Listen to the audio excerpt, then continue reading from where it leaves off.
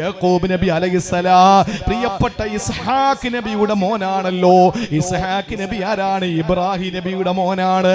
ഇബ്രാഹിം നബിയുടെ മകൻ ഇസ്ഹാഖ് നബിയുടെ മകൻ യാക്കൂബ് നബി. യാക്കൂബ് നബിയുടെ പേര് യഥാർത്ഥത്തിൽ ഇസ്രയേൽ എന്നാണ്. ഇസ്രയേൽ എന്ന് പറഞ്ഞാൽ ഹിബ്രു ഭാഷയാണ്. പ്രിയപ്പെട്ടവരെ, അതിനെ അറബിയിലും മീൻ ചെയ്യുമ്പോൾ അറബിയിലേക്ക് അതിനെ അർത്ഥം വെക്കുമ്പോൾ അബ്ദുള്ള എന്നാണ്. അദ്ദേഹത്തിന്റെ പേര് ഇസ്രയേൽ എന്നാണ്. 12 മക്കളാണ്.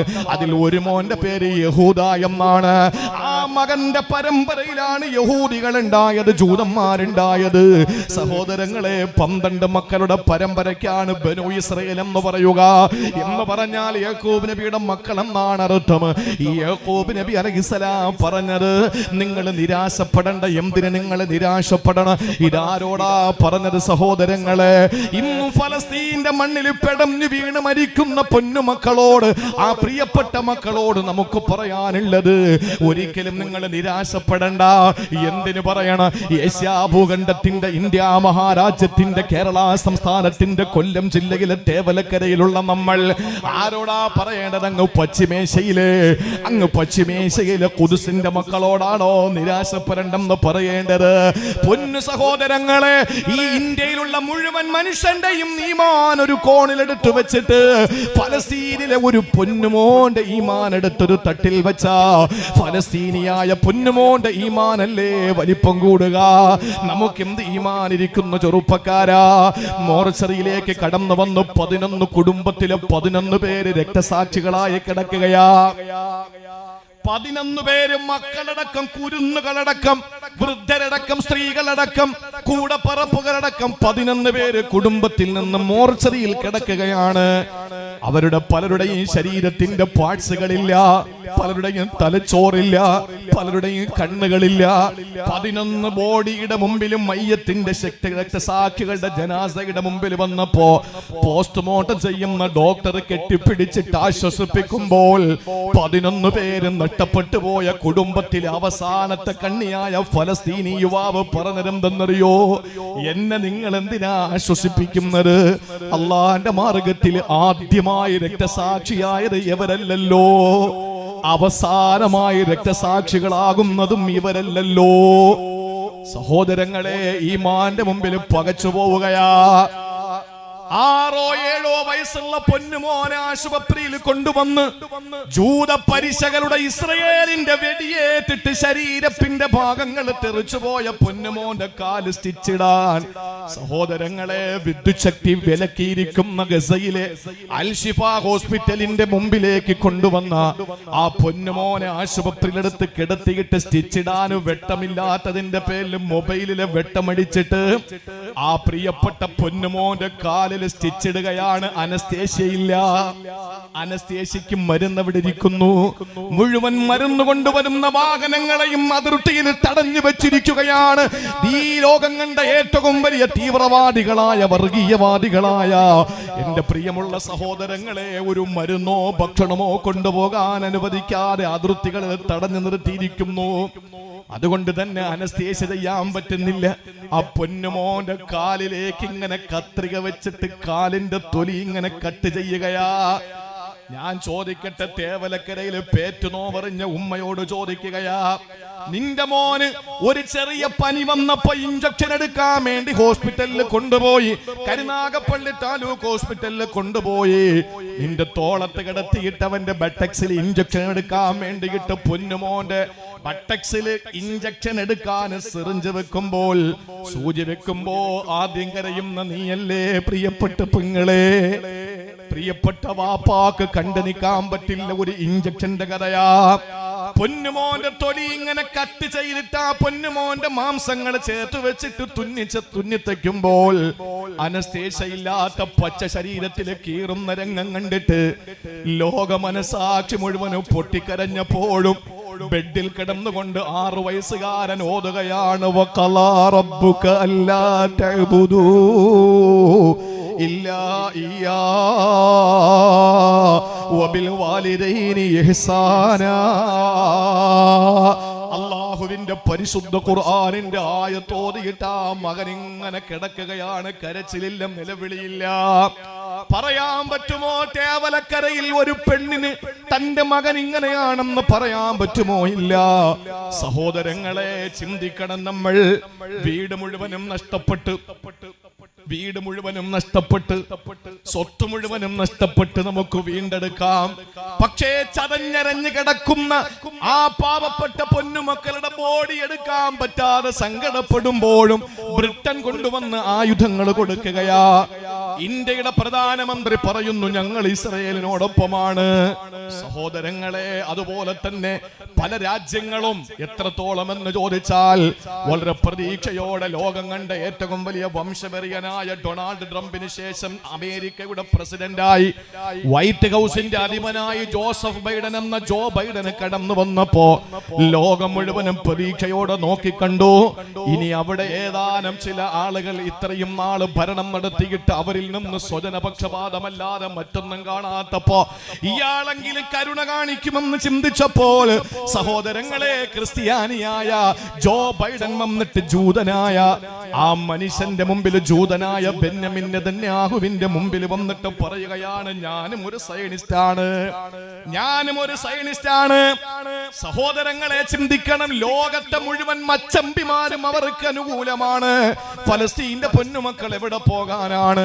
ഇസ്രയേലിൽ ഇരിക്കുന്ന ജൂതന്മാരുണ്ടല്ലോ, അവർക്ക് ഇരട്ട പൗരത്വമാണ്. രണ്ട് പാസ്പോർട്ടാണ് അവർക്കുള്ളത്. എവിടെ വേണോ എപ്പോഴും വേണോ പോകാം. പക്ഷെ ഫലസ്തീൻ മക്കളുടെ കാര്യം, എന്റെ സഹോദരങ്ങളെ, സങ്കടക്കടലിലാണ്. അവരോട് ആരാണ് പറയുക നിങ്ങൾ നിരാശപ്പെടരുതെന്ന്? അവർക്ക് നിരാശയില്ല. 16 വർഷം നീണ്ട കാത്തിരിപ്പിനൊടുവിൽ അല്ലാഹു മക്കളെ കൊടുക്കാത്ത ദമ്പതിമാര് 16 വർഷം കഴിഞ്ഞ് തന്റെ പള്ളയിൽ ഒരു ചെറിയ അനക്കം വന്നപ്പോ തനിക്ക് അല്ലാഹു ഒരു കുഞ്ഞിനെ തന്നെന്ന് മനസ്സിലാക്കിയപ്പോൾ, പ്രിയപ്പെട്ട സഹോദര, അടിവരയിട്ടുകൊണ്ട് ഞാൻ പറയുകയാണ്, 9 മാസം 10 ദിവസം കഴിഞ്ഞ് പ്രസവിച്ച പൊന്നുമോള്, ആ പ്രിയപ്പെട്ട ഭാര്യ നോക്കുമ്പോൾ 1 അല്ല 2 അല്ല 3 അല്ല 4 കൺമണികളെയാള കൊടുത്തത്. 16 വർഷക്കാലം മക്കളില്ലാതിരുന്നു. അവസാനം 4 കൺമണികളെ കൊടുത്തു. എത്ര സന്തോഷത്തോടെ 4 പൊന്നുമക്കളെ എടുത്ത് അമ്മിഞ്ഞ കൊടുത്തു. സ്തനപാനം നടത്തി. വാപ്പയ്ക്ക് സന്തോഷത്തിനതിരുകളില്ല. 4 മക്കളാണ് കുടുംബത്തിൽ കടന്നു വന്നത്. പക്ഷേ അതെത്ര നാള് നീണ്ടു നിന്നു സഹോദരാ. ബെന്യാമിൻ നെതന്യാഹുവിന്റെ ഇസ്രയേലിന്റെ ഇരുളിന്റെ സന്തതികൾ ആ 4 മക്കളെയും ബോംബിട്ട് കൊന്നില്ലേ? എത്ര പറയാനറയ്ക്കുന്ന 7-ാം തീയതിക്ക് ശേഷം നടന്ന ഒരൊറ്റ കലാപങ്ങളും 2000-ഓളം വരുന്ന കുഞ്ഞുമക്കൾ പിടഞ്ഞു വീണത്, 15,000-ഓളം വരുന്ന ഫലസ്തീനികൾ മരിച്ചപ്പോ അതിൽ 2000 കുഞ്ഞുങ്ങളാണ്. എന്ത് ചെയ്തിട്ടാ? യാക്കൂബ് നബി അലൈഹിസ്സലാം തന്റെ മക്കളോട് പറഞ്ഞത്, മക്കളെ, ലാ തൈഅസൂ മിൻ റൗഹില്ലാ, ദുനിയാവിൽ എന്ത് നഷ്ടകഷ്ടങ്ങൾ വന്നാലും നിങ്ങൾ അല്ലാഹുവിന്റെ കാരുണ്യത്തിൽ നിന്ന് നിരാശപ്പെടരുതേ. അത് തന്നെയാണ് നമുക്കും പറയാനുള്ളത്. മക്കൾ മരണപ്പെട്ടു പോകാം, സമ്പത്ത് മുഴുവനും കൊള്ളയടിക്കപ്പെടാം, വീട് നശിച്ചു പോകാം. സഹോദര, ആ സമയത്ത് നമ്മുടെ മനസ്സിൽ വരേണ്ടത് അല്ലാഹ് സൃഷ്ടിച്ചത് തന്നെ ക്ലേശത്തിലാണ്. പക്ഷെ നീ നിരാശപ്പെടരുത്. കാരണം അല്ലാഹ് പറഞ്ഞു, ലാ തൈഅസൂ മിൻ റൗഹില്ലാ, അല്ലാഹുവിന്റെ കരുണയിൽ നിന്ന് നിരാശപ്പെടരുത്. കാരണം എന്തെന്നറിയോ? അല്ലാഹു തിരിച്ചു തരും. അല്ലാഹു യാക്കൂബ് നബി അലൈഹിസ്സലാമിന് അല്ലാഹു യൂസുഫ് എന്ന മോനെ തിരിച്ചു കൊടുത്തു. ബിന്യാമീൻ എന്ന മോനെ തിരിച്ചു കൊടുത്തു. അല്ലേ? എങ്ങനെ തിരിച്ചു കൊടുത്തത്? പൊട്ടക്കിണറ്റിൽ വിവസ്ത്രനായി വീണുപോയ ഒരു ചെറിയ ബാലനായിട്ടാണോ? അല്ല. ഈജിപ്റ്റ് എന്ന് പറയുന്ന പ്രദേശത്തിന്റെ, ആ പ്രവിശ്യയുടെ, ആ രാജ്യത്തിന്റെ ഏറ്റവും വലിയ രാജാവായി അവരോധിക്കപ്പെട്ട യൂസുഫ് നബി അലൈഹിസ്സലാമിന്റെ ആ കൊട്ടാരത്തിന്റെ സിംഹാസനത്തിന്റെ മുമ്പിൽ ചെന്നിട്ട് യാക്കൂബ് നബി അലൈഹിസ്സലാം കണ്ണു തള്ളി നിൽക്കുക. എന്റെ മോൻ യൂസുഫാണോ ഈ നിൽക്കുന്നത്? എന്താ ഇതിന് കാരണം? നിരാശയില്ലായിരുന്നു. അത് നിരാശപ്പെടാതിരിക്കാൻ എന്താ ചെയ്യേണ്ടതെന്നറിയാം? ഒരു കാര്യം ഞാൻ പറഞ്ഞുതരാം. എന്തെങ്കിലും പരീക്ഷണം അള്ളാഹു തന്ന 10,000 പേരെടുത്ത് പറഞ്ഞു നടക്കും. അള്ളാഹ്ക്ക് അത് ഇഷ്ടമല്ല. അള്ളാഹ് പരീക്ഷണം മാറ്റൂല. പരീക്ഷണം അള്ളാഹ് മാറ്റി തരൂല. ആരോടും അത് പറയരുത്. ഒരു ഖുദ്സിയായ ഹദീസിൽ കാണാം, അള്ളാഹ് പറയുന്നു, എടാ, ഞാൻ അവന് എനിക്ക് എന്തുമാത്രം ധിക്കാരം പ്രവർത്തിക്കുന്നു, ഞാൻ പറഞ്ഞതിന് വിരുദ്ധമായി അവൻ ചെയ്തുകൊണ്ടിരിക്കുന്നു. പക്ഷെ ഞാൻ എന്റെ മുഖറബീങ്ങളായ മലായിക്കത്തുകളോട് പോലും പറഞ്ഞിട്ടില്ല. അല്ല പറയാൻ കള്ള് കുടിക്കല്ലേ എന്ന് പറഞ്ഞ് അവൻ കള്ളേ കുടിക്കൂ, പലിശ വാങ്ങലെന്ന് പറഞ്ഞ് പലിശയെ വാങ്ങൂ, എന്ത് ഞാൻ ചെയ്യരുതെന്ന് പറഞ്ഞു അതൊക്കെ അവൻ ചെയ്യും, എന്ത് ചെയ്യാൻ പറഞ്ഞു അതൊക്കെ അവന് വെപ്രാളമാണ് ചെയ്യാൻ. സക്കാത്ത് കൊടുക്കാൻ, ഹജ്ജിന് പോകാൻ, നോമ്പ് പിടിക്കാൻ, നിസ്കരിക്കാൻ, വഅള് കേൾക്കാൻ, ഇതൊക്കെ അവന് സങ്കടമാണ്. എന്നാ പിന്നെ ദഫ് വെച്ച് നോക്ക്, എന്നാ പിന്നെ ഗാനമേള വെച്ച് നോക്ക്, ക്യൂപിട്ടൊന്നൊക്കെയാ കുത്തിയാടി പൊത്തിയാടി വരുന്നത്. അള്ളാഹു അനുവദിച്ച അള്ളാഹുവിന് ഇഷ്ടമുള്ള കാര്യങ്ങൾ എന്നൊക്കെ അകന്നു പോവുക. എന്നിട്ട് അള്ളാഹു ആരോടെങ്കിലും പറഞ്ഞോ? അല്ല പറയുന്നു, എന്റെ മുഖറബീങ്ങളായ മലക്കുകളോട് പോലും ഞാൻ പറഞ്ഞിട്ടില്ല. പക്ഷെ ഞാൻ അവനൊരു പനിയോ തലവേദനയോ കൊടുത്താൽ ലോകം മൊത്തം അറിയും. അവൻ എല്ലായിടത്തും പറഞ്ഞു നടക്കാൻ. ഇത് അള്ളാഹുവിന്റെ ഒരു പരാതിയാണ്. അങ്ങനെ പരിഭവവും പരാതിയും ജനങ്ങളോട് പറഞ്ഞു നടക്കുന്നവന് അല്ല പരീക്ഷണം മാറ്റി കൊടുക്കൂല. തെളിവെന്താന്നറിയോ? യാക്കൂബ് നബിയുടെ കണ്ണിന്റെ കാഴ്ച പോയല്ലോ. ഏതെങ്കിലും ഭാര്യ ഒളിച്ചോടി പോയതോ മരിച്ചു പോയതിന്റെ പേരിൽ ഭർത്താവിന്റെ കാഴ്ച കരഞ്ഞെറിഞ്ഞു പോയിട്ടുണ്ടോ? ചരിത്രത്തിൽ ഉണ്ടോ? വാപ്പ മരിച്ചതിന്റെ പേരിൽ ഏതെങ്കിലും മോന്റെ കണ്ണിന്റെ കാഴ്ച നഷ്ടപ്പെട്ടിട്ടുണ്ടോ കരഞ്ഞിട്ട്? ഇല്ല. ചരിത്രത്തിൽ തന്റെ പ്രിയപ്പെട്ട മകൻ നഷ്ടപ്പെട്ടു പോയ വേദനയിൽ മരിച്ചു എന്ന് ഉറപ്പായിരുന്നെങ്കിൽ യാക്കൂബ് നബി ഇത്രയും കരയില്ല. മരിച്ചു എന്ന് ഈ മക്കൾ പറഞ്ഞ അന്നേ ഈ മക്കൾക്കൊരു സ്വഭാവം ഉണ്ട്. എന്താണെന്നറിയോ? അന്ന് ഈ 10 തലതിരിഞ്ഞ മക്കളായിരുന്നു. 2 നല്ലതുള്ളൂ, യൂസുഫ് നബിയും ബിന്യാമിൻ നബിയും.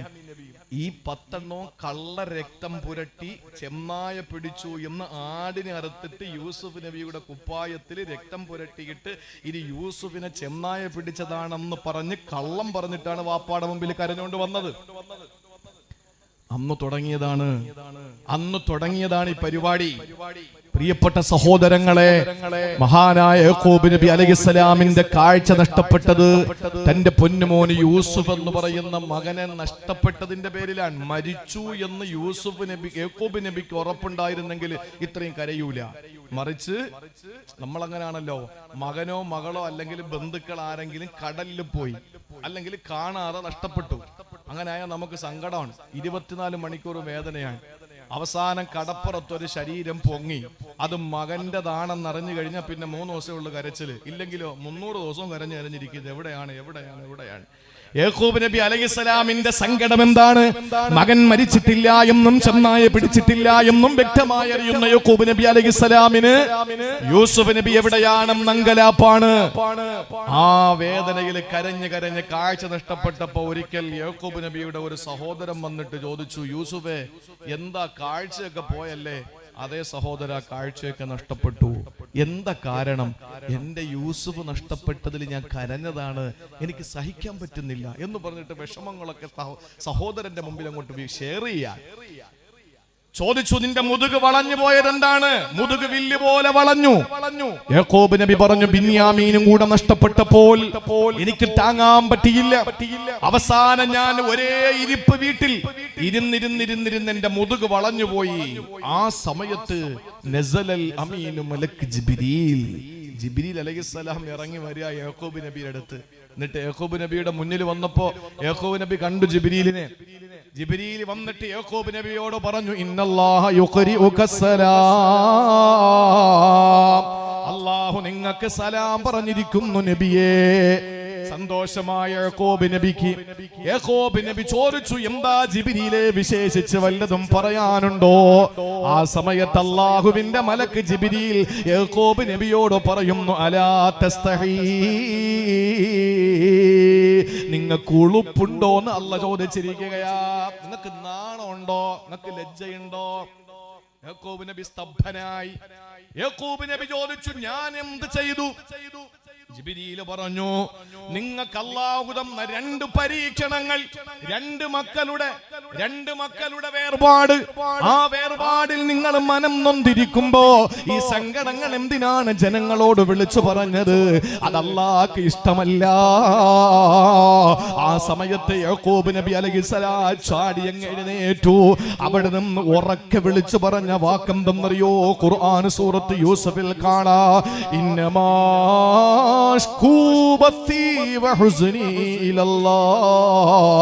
എന്റെ ദുഃഖവും എന്റെ പ്രയാസവും എന്റെ എല്ലാ വേവലാദികളും അല്ലാഹനെ ഞാൻ അങ്ങേൽപ്പിക്കുകയാണ്.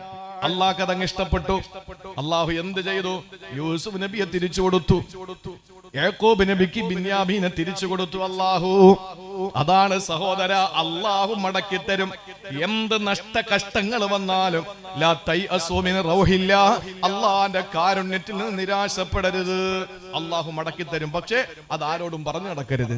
എനിക്ക് അങ്ങനെ പറ്റി ഇങ്ങനെ പറ്റി. ദുആരക്കാൻ ഏതെങ്കിലും ഉസ്താദുമാരോടോ അല്ലെങ്കിൽ വേണ്ടപ്പെട്ടവരോടോ പറയാൻ നമുക്ക് കുമ്പസാരം ഇല്ലല്ലോ. അങ്ങനെ ഒന്ന് ആലോചിച്ച് നോക്കിയേ, നമുക്ക് കുമ്പസാരം ഉണ്ടോ? പള്ളിയിലെ ഇമാമിനെ ചെന്നിട്ട് ഇമാമിന്റെ റൂമിന്റെ അപ്പുറത്ത് നിന്നിട്ട് ജനലിലൂടെ അപ്പുറത്തൂടെ ഉസ്താദെ ഞാൻ ഇന്ന കാര്യങ്ങൾ ചെയ്തു, ഉസ്താദ് എന്ന് പറയും. ആ പൊക്കോട്ടെ, കുഴപ്പമില്ല, പൊക്കോ എന്ന് പറയുന്ന കുമ്പസാരം ഇസ്ലാമിലില്ല. ഇത് ആരോടാ പറയേണ്ടത്? അള്ളാഹുവിനോട്. പിന്നെ എന്ത് നമുക്ക് പറയാം? വലൗ അന്നഹും ഇല്ലലമു അൻഫുസഹും ജാഊക ഫസ്തഗ്ഫിറുല്ലാഹ വസ്തഗ്ഫറ ലഹുമുർ റസൂല വജദുല്ലാഹ തവ്വാബർ റഹീമ. ഇത് നമുക്ക് തെളിവാണ്. ആരെ കണ്ടാലും പറയാം, ഞാൻ ഒരുപാട് പാവങ്ങൾ ചെയ്തു പോയവനാ, പൊറുക്കാൻ വേണ്ടി ദ്വാരക്കണം. ഫസ്തഗ്ഫറ ലഹുമുർ റസൂൽ, റസൂൽ അവർക്ക് വേണ്ടി പൊറുക്കലിനെ തേടും.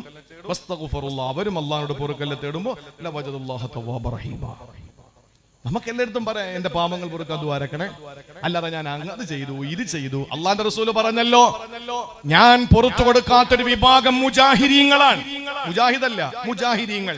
എന്താ ഈ മുജാഹറ? വഇന്ന മിനൽ മുജാഹറ. മുജാഹറ എന്ന് പറഞ്ഞാൽ രാത്രി അവരൊരു തെറ്റ് ചെയ്യും, രാവിലെ ജനങ്ങളോട് പറഞ്ഞു നടക്കും. ഞാൻ ഇന്നലെ രാത്രി അത് ചെയ്തു, ഞാൻ ഇന്നലെ അങ്ങനെ ചെയ്തു ഇങ്ങനെ ചെയ്തു, അവിടെ പോയി രണ്ടെണ്ണം അടിച്ചു, ഇവിടെ പോയി രണ്ടെണ്ണം അടിച്ചു, അവിടെ അവളെ കൊണ്ടുപോയി, ഇവിടെ ഇവനെ കൊണ്ടുപോയി. ഇതൊക്കെ ജനങ്ങളോട് പറയുന്നത് അല്ലാഹുവിന് വെറുപ്പാണ്. അതുകൊണ്ട് സഹോദരങ്ങളെ, തിന്മയായാലും ആരോടും പറയണ്ട, സങ്കടമായാലും ആരോടും പറയണ്ട. ഇത് രണ്ടാമത്തേത്. ഒരു മനുഷ്യൻ നേരിടുന്ന രണ്ടാമത്തെ പ്രശ്നം, ഒന്ന് അവന്റെ പാപങ്ങൾ, രണ്ട് അവന്റെ ദുനിയാവിന്റെ നഷ്ടകഷ്ടങ്ങൾ. മനസ്സിലായല്ലോ? മനസ്സിലാവുന്നുണ്ടോ? ഇനി മൂന്നാമത്തേത് അല്ലാഹുവിന്റെ വിശുദ്ധ ഖുർആൻ പറയുകയാണ്. മൂന്നാമത്തേത് മനുഷ്യന്റെ ചതിയാണ്. ഒന്നവൻ ചെയ്ത പാപങ്ങൾ, ഒരു മനുഷ്യൻ അനുഭവിക്കുന്ന പ്രശ്നങ്ങളാണ്. രണ്ട് അവന്റെ നഷ്ടകഷ്ടങ്ങൾ. ഇനി മൂന്നാമത്തേത്, ആരോ അവനെ ചതിച്ചു, ആരോ അവനെ വഞ്ചിച്ചു, ആരോ അവനെ പറ്റിച്ചു, ആരോ അവനെ തേച്ചു. ഇതിനെ പറ്റിയിട്ടാണ് മൂന്നാമത് ഖുർആൻ പറഞ്ഞത്. മഹാനായ യൂസുഫ് നബി അലൈഹിസ്സലാമിന്റെ അടുക്കലേക്ക് ബിന്യാമീൻ കടന്നു വരികയാണ്. ഒരു മോഷണ കുറ്റത്തിനാണ് ബിന്യാമീനെ കൂടെ നിർത്താൻ യൂസുഫ് നബി അലൈഹിസ്സലാം എടുത്ത ഹിക്മത്ത് ചരിത്രമറിയുമല്ല, ഞാൻ പറയുന്നില്ല. യാക്കൂബ് നബിയുടെ പൊന്നുമോൻ യൂസുഫ് നബിയുടെ ചാരത്തേക്ക് ബിന്യാമീൻ വന്നപ്പോൾ ബിന്യാമീൻ എന്ന സഹോദരനോട് യൂസുഫ് എന്ന സഹോദരൻ പറയുകയാണ്, വലമ്മാ ദഖലൂ അലാ യൂസുഫ ആവാ ഇലൈഹി അഖാ. തന്റെ സഹോദരനെ തന്നിലേക്ക് ചേർത്ത് നിർത്തുകയാണ് യൂസുഫ് നബി അലൈഹിസ്സലാം ചെയ്തത്. എന്നിട്ട് പറഞ്ഞു, ഖാല ഇന്നി അഖൂ. ബിന്യാമീനെ, ഞാൻ ആരെന്നറിയോ? ഈജിപ്തിന്റെ രാജാവായ ഞാൻ ആരെന്നറിയോ?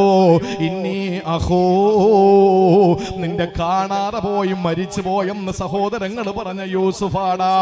ബിന്യാമീൻ ഞെട്ടിപ്പോയി. ബിന്യാമീൻ സംഭീതനായി, പരിഭ്രമചിത്തനായി യൂസുഫ് നബി അലൈഹിസ്സലാമിന്റെ മുഖത്തേക്ക് നോക്കിയിട്ട് ബിന്യാമീനെ കണ്ണു തള്ളിയിരിക്കുമ്പോ യൂസുഫ് നബി അലൈഹിസ്സലാം പറഞ്ഞതെന്തെന്നറിയോ?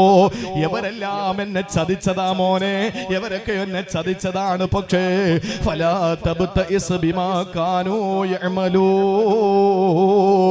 അവര് ചെയ്തതിനെ പറ്റിയിട്ടൊന്നും ഒരു നിരാശയും ദുഃഖവും നിനക്ക് വേണ്ട. നിന്റെ സഹോദരങ്ങൾ, എന്റെ സഹോദരങ്ങൾ നമ്മളോട് കാണിച്ചത് ഒന്നിനെ പറ്റിയും ദുഃഖിക്കരുത്. കാരണം യൂസുഫ് നബിയെ കൊന്നു, യൂസുഫ് നബി ചെന്നായ പിടിച്ചു എന്ന് രാജാവിന്റെ മുമ്പിൽ പറഞ്ഞു. ഇവര് കൊന്നു, ചെന്നായ പിടിച്ചു എന്ന് പറഞ്ഞ ആളാണ് ഇരിക്കുന്നതെന്ന് അവർക്കറിയില്ല. പിന്നെ ബിന്യാമീനെ മോഷ്ടിച്ചു എന്ന് സ്വർണത്തിന്റെ കിണ്ടി, സ്വർണത്തിന്റെ പാത്രം, സ്വർണത്തിന്റെ അളവുകോല് ബിന്യാമീന്റെ ആ സഞ്ചിക്കകത്ത്, റേഷൻ വാങ്ങിയ സഞ്ചിക്കകത്തിട്ടത് യൂസുഫ് നബി തന്നെയാണ്. എന്നിട്ട് നഷ്ടപ്പെട്ടു. ആരാ മോഷ്ടിച്ചത്? സഹോദരങ്ങൾ പറഞ്ഞു, ഞങ്ങൾ കള്ളന്മാരല്ല. അവസാനം കണ്ടെത്തി ബിന്യാമീന്റെ സഞ്ചിയില്. ആ സമയത്താണ് യൂസുഫ് നബി അലൈഹിസ്സലാം ചോദിച്ചു, എന്താ ചെയ്യേണ്ടത്? ബിന്യാമീനെ ഞങ്ങളോടൊപ്പം വിടണമെന്നവര് പറഞ്ഞു നോക്കി, ഇല്ല. അവസാനം ബിന്യാമീനെ തടവിൽ പിടിക്കുകയാണ്. അത് യൂസുഫ് നബിക്ക് തന്റെ കൂടെ സഹോദരനെ നിർത്താനുള്ള ഹിക്മത്തായിരുന്നു, മോഷ്ടിച്ചതല്ല. അപ്പോഴാണ് സഹോദരങ്ങൾ പറഞ്ഞത്, ഇന്ന് ജൂതന്മാര് പറയും പോലെ അന്ന് പറഞ്ഞത്, യവൻ മോഷ്ടിച്ചിട്ടുണ്ടെങ്കിൽ ഞങ്ങൾ തള്ളിക്കളയുന്നില്ല, യവന്റെ ജ്യേഷ്ഠൻ യൂസുഫും പെരുങ്കള്ളനായിരുന്നു. ആരോടായി പറയുന്നത്? യൂസുഫ് നബിയോടാ. യൂസുഫ് നബിക്കറിയാം ഇവര് സഹോദരങ്ങളാണ് എന്ന്. അതുകൊണ്ടാണ് പറഞ്ഞത്, മനുഷ്യൻ ചതിക്കും, മനുഷ്യന് ഇല്ലാത്തത് പറയും, മനുഷ്യന് കള്ളം പറയും, മനുഷ്യൻ പലതും പറഞ്ഞു പരത്തു. അതെല്ലാം നമ്മൾ കേൾക്കുമ്പോ മനുഷ്യന്റെ ചതിയുടെ വിഷയത്തിൽ നമ്മൾ എന്താ ചെയ്യേണ്ടത്? അല്ല പറയുന്നു, ഫലാ തബ്തഇസ് ബിമാ കാനൂ യഅമലൂ. നിന്നെ സൃഷ്ടിച്ചത് ക്ലേശത്തിലാണ്, അതിന്റെ ഒരു തലം ജനങ്ങളുടെ ചതിയാണ്. അതിൽ നീ നിരാശപ്പെടരുത്, ദുഃഖിക്കരുത്. നമ്മളെ ചതിക്കാൻ വേണ്ടി ഒരുത്തൻ കുഴിയെടുത്താൽ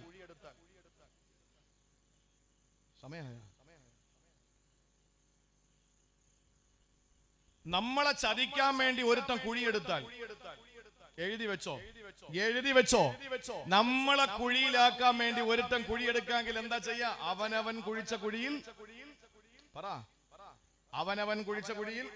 അവൻ തന്നെ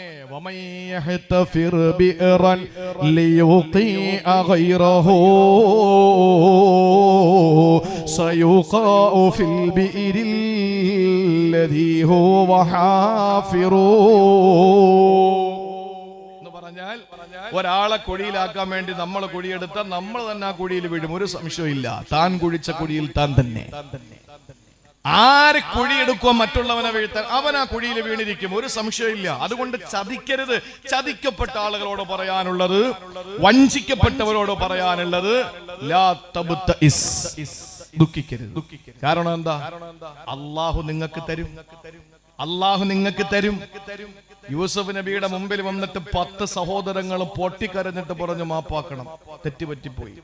യാക്കൂബ് നബിക്ക് ബോധ്യമായി, ബിന്യാമീന് ബോധ്യമായി, 10 സഹോദരങ്ങൾക്കും ബോധ്യമായി ചെയ്തു പോയത് തെറ്റാണെന്ന്. ആ ഒരു അവസ്ഥയിലേക്ക് അള്ളാഹു ഒരു മനുഷ്യനെ കൊണ്ടെത്തിക്കും. അതുകൊണ്ട് ആര് ചതിക്കാൻ നോക്കിയാലും പ്രിയപ്പെട്ട സഹോദരങ്ങളെ, കാലുവാരുന്ന കാലമാണ്. ആരും വിശ്വസിക്കാൻ, ഉടുത്തിരിക്കുന്ന തുണിയെ വിശ്വസിക്കാൻ പറ്റില്ല, അല്ലേ? അതുകൊണ്ട് അള്ളാന്റെ റസൂല് പറഞ്ഞത്, അഹബിബ് ഹബീബക ഹൗനമ്മ അസായകൂന ബഗീലക യൗമമ്മ അബഗലു ബഗീലക ഹൗനമ്മ അസായകൂന ഹബീബക യൗമമ്മ. എന്താ അതിന്റെ അർത്ഥം?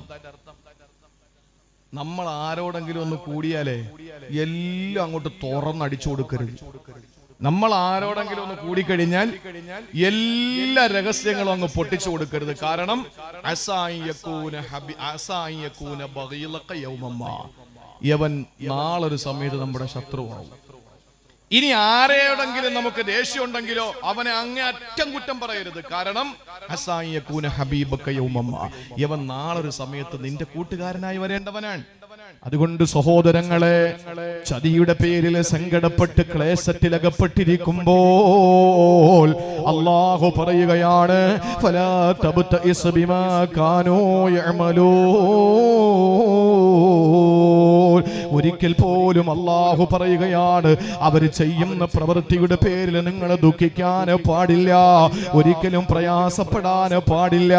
ഇത് അല്ലാഹുവിന്റെ വിശുദ്ധമായ ഖുർആനിന്റെ പ്രഖ്യാപനമാണ്. സഹോദരങ്ങളെ, നാലാമതൊരു മനുഷ്യൻ നേരിടുന്ന ക്ലേശമേതെന്നറിയോ? മറന്നുപോകല്ലേ, ഒന്ന് പാപമാണ്, മറ്റൊന്ന് ജീവിതത്തിന്റെ നഷ്ടകഷ്ടങ്ങളാണ്, മൂന്നാമത്തേത് മറ്റുള്ളവരുടെ ചീറ്റിംഗ് ആണ്, ചതിയാണ്. ഇനി നാലാമത് നമ്മൾ നേരിടുന്ന പ്രശ്നമേതെന്നറിയോ? സഹോദരങ്ങളെ, നമ്മൾ നേരിടുന്ന ഏറ്റവും വലിയ പ്രശ്നം അത് ഭരണാധികാരികളുടെ ഭീകരതയാണ്. അധികാരികൾ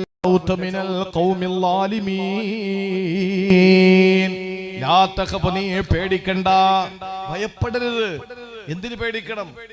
ആരെ ഭയക്കണം? നമ്മൾ ആരെ പേടിക്കണം? സഹോദരങ്ങളെ, ഒരു സത്യവിശ്വാസി സംബന്ധിച്ചിടത്തോളം അവനെ അള്ളാഹു സൃഷ്ടിച്ചത് തന്നെ ക്ലേശത്തിലാണ്. അതിന്റെ നാലാമത്തെ തലം ഭരണാധികാരികളിൽ നിന്നുണ്ടാകുന്ന ക്ലേശമാണ്. അതിൽ നമ്മൾ എന്തിനു പേടിക്കണം? നമ്മൾ എന്തിനു ഭയപ്പെടണം? നിങ്ങൾ നോക്ക്, ശുഐബ് നബിയുടെ മുമ്പിൽ അകപ്പെടുകയാ മൂസാ നബി അലൈഹിസ്സലാം. ആരാ കൊണ്ടെത്തിച്ചത്? അള്ളാഹു. തന്റെ കൗമിൽപ്പെട്ട ഒരാളും അതേപോലെ ഫിർഔനിന്റെ കൂട്ടത്തിൽപ്പെട്ട ഒരാളും തമ്മിൽ ഒരു വാക്കേറ്റം നടക്കുമ്പോ ആ വാക്കേറ്റത്തിലും മധ്യസ്ഥനായി വരേണ്ട മൂസാ നബി അലൈഹിസ്സലാം ആ മനുഷ്യനെ പിടിച്ചങ്ങോട്ട് മാറ്റുമ്പോഴാണ് അയാൾ വീണിട്ട് ശക്തനായ മൂസാ നബിയുടെ ആ ശക്തമായ പ്രതിരോധത്തിന്റെ പേരിൽ അയാൾ വീണു മരിച്ചു. ഇയാൾ വീണു മരിക്കുമ്പോ ന്യായമായിട്ടും ആ രഹസ്യം ആരാണ് കൊന്നത് എന്ന് ഭരണാധികാരി അറിഞ്ഞിട്ടില്ല, ഫിർഔൻ അറിഞ്ഞിട്ടില്ല. അങ്ങനെ ഇരിക്കുമ്പോഴാണ് വീണ്ടും ഈ വഴക്കാളിയായ തന്റെ കൗമിപ്പെട്ടവൻ വേറൊരുത്തനോടൊപ്പം ഉടക്കുണ്ടാക്കുന്നു. ഇവനാണ് കഴിഞ്ഞ പ്രാവശ്യം മറ്റയാളോടൊപ്പം ഉടക്കുണ്ടാക്കിയത്. ഇയാള് വീണ്ടും പോയി തലയിട്ട് പ്രശ്നം ഉണ്ടാക്കി. മൂസാ നബി അലൈഹിസ്സലാം വന്നിട്ട് ഇവനോട്, സ്വന്തം കൗമിപ്പെട്ടവനോട് പറഞ്ഞു, നിനക്ക് ഇത് തന്നെയാടാ പണി എന്ന് ചോദിച്ചിട്ട് അവന്റെ നേരെ അങ്ങോട്ട് ചെന്നപ്പോ അവൻ കരുതി നേരത്തെ മരിച്ചുപോയ ആളിനെ പോലെ താനും കൊല്ലപ്പെടുമെന്ന് കരുതിക്കൊണ്ട് ഇയാൾ മൂസാ നബിയോട് പറഞ്ഞു, അന്ന് കൊന്നതുപോലെ എന്നെ കൊന്നുകളയല്ലേ എന്ന് പറഞ്ഞു. ഇതാര് കേട്ടു? ശത്രുവായ ആ മനുഷ്യൻ കേട്ടിട്ട് രാജാവിനോട് വിവരം പറയാൻ, നമ്മുടെ കൗമിൽപ്പെട്ട ജനതയിൽപ്പെട്ട അയാളെ കൊന്നുകളഞ്ഞത് ഈ മൂസയാണ് എന്ന വിവരം അറിഞ്ഞപ്പോൾ ഭരണകൂടത്തിൽ നിന്ന് ശക്തമായ എതിർപ്പുണ്ടായി. ആ ഭരണകൂടം തന്നെ തുറുങ്കിലടയ്ക്കുമെന്ന് കണ്ടപ്പോ ദയായിക്ക് രാമാനം നാടുവിടുകയാണ്. നാടുവിട്ട് നേരെ അള്ളാന്റെ കൽപ്പനയാണ്, ഇതൊക്കെ ഒരു സബബാണ്. നേരെ വന്നു മദിയന ജലാശയത്തിന്റെ അടുത്തെത്തുമ്പോൾ കുറെ സ്ത്രീകൾ വെള്ളം കോരാതെ മാറി നിൽക്കുകയാ.